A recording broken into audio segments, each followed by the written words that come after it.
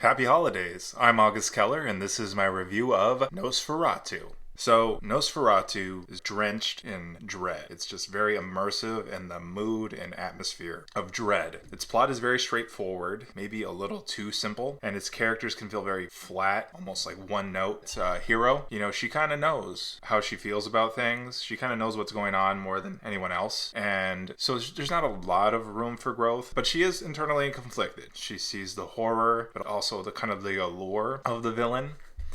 And, in the end, she does have to make a difficult decision. So I would say there is an arc. It's just a lot of waiting around for her to decide. And we all kind of know, I don't want to spoil anything, but I think it's kind of obvious which way she's going to go in the end. So I think there are flaws with the script, but, that internal conflict helps a lot. And also there are a lot of palpable themes. I mean, the movie is very thematic. It's much more about the ideas and the messages than the actual literally what's going on. Because what literally is going on is really just kind of very simple. Like I said, it's just kind of waiting for something to happen the whole movie. There's just a looming threat and, we're just waiting for this shoe to drop, more or less. And it's just kind of building and building and building tension to that looming threat. Which, to be fair, is what happened in the original Nosferatu. So anyways, let's get into those themes. It deals with topics like death, of course, mental health and disease, kind of, those two themes are kind of related, just kind of like, the fallibility of human mortality. Desire, the unknown, faith, sexuality, and sacrifice. And I feel like all these themes are kind of related in a way. They're all kind of touching each other. And I think it's all really anchored. They all kind of branch out from the thought. The real main core theme of the movie is evil, the nature of evil. And it specifically questions if evil comes from within us or is from something beyond. And it really contemplates which way, where it comes from. And I think in the end it kind of says both. Like maybe those two things are one and the same. What is beyond and what is within. The barrier between those two things might not be as firm as it might seem. So yeah, there's a lot of things to chew on in this movie, even if the actual surface level plot feels very simple and almost kind of superficial. Maybe not superficial, but very thin almost.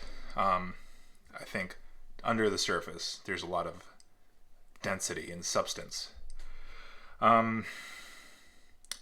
There's also a lot of foreshadowing. There's some brief humor, which I thought helped. There's constant tension, like I said. That's definitely a strength.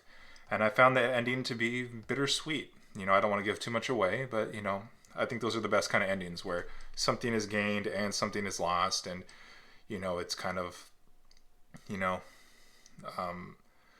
have to kind of take one with the other. And of course, the acting, I think, is electric. I think this is some of the best acting all year. It's like extreme intensity from everybody, especially from Depp. She really, really commits to the role. A lot of vulnerability and on a lot of different levels. Like when there's like genuine crying and like outbursts, but also like internalized vulnerability. There's a lot of menace from, what's his name? Skarsgård. He's just very menacing. And the physicality I found to be show-stopping. There's a scene or two where Depp is really like convulsing and really going all out with her physicality. And I admire it. I thought it was just wonderful.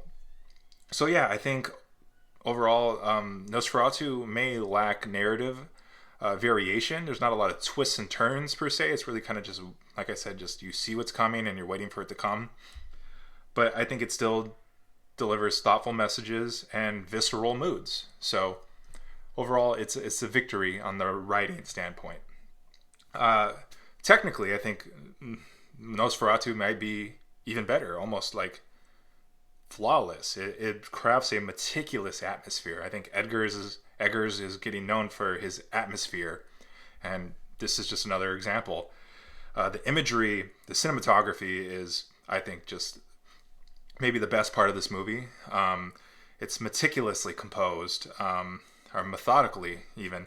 Like the movement, the camera movement is so slow and steady, but so coordinated with what is happening on camera within the image. With the actors, sometimes a character will flip their head back and the camera will flip over with them. It's just really heightening everything, but without being super flashy and in your face.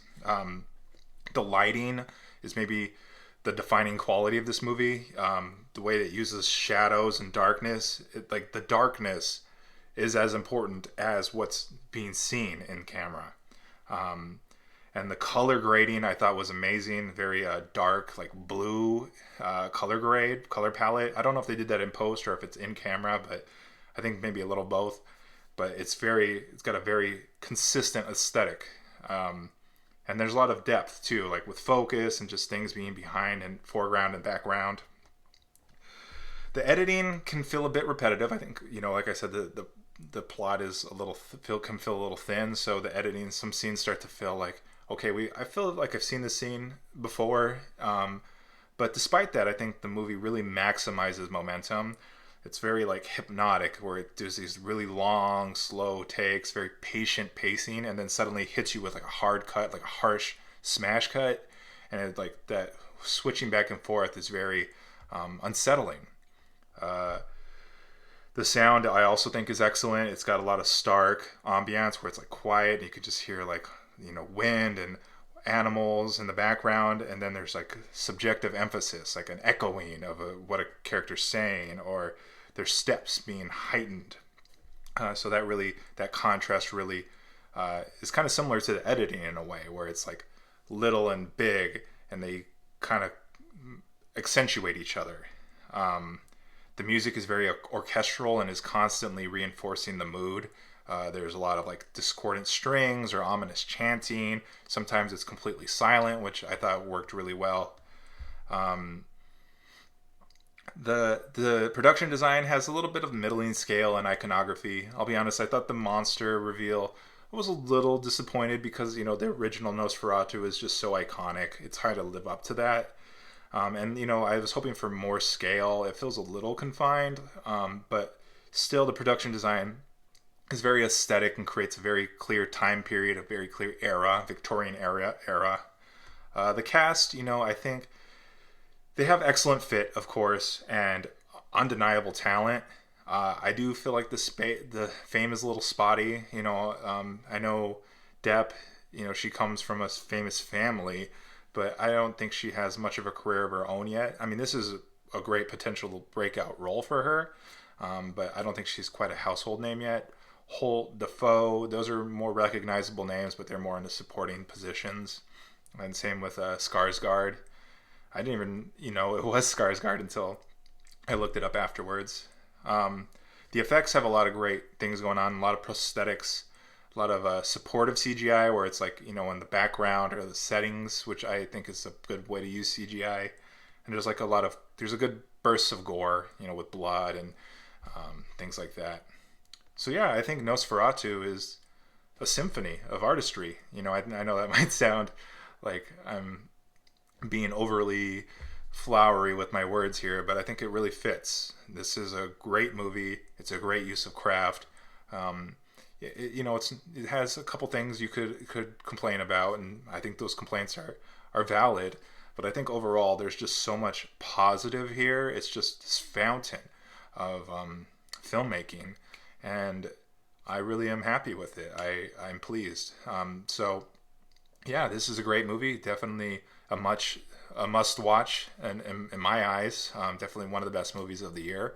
I think top 5 for sure. I think maybe even top 3. I'm still ironing that out. So yeah, I can't recommend it enough. I guess that's all I have to say about that. If you like what I'm doing here, please feel free to like and subscribe. I also have an Instagram linked in the description. I'd love support there or here, wherever you can. I appreciate it. But at the very least, I appreciate you watching, and I'll see you next time. Okay, thanks.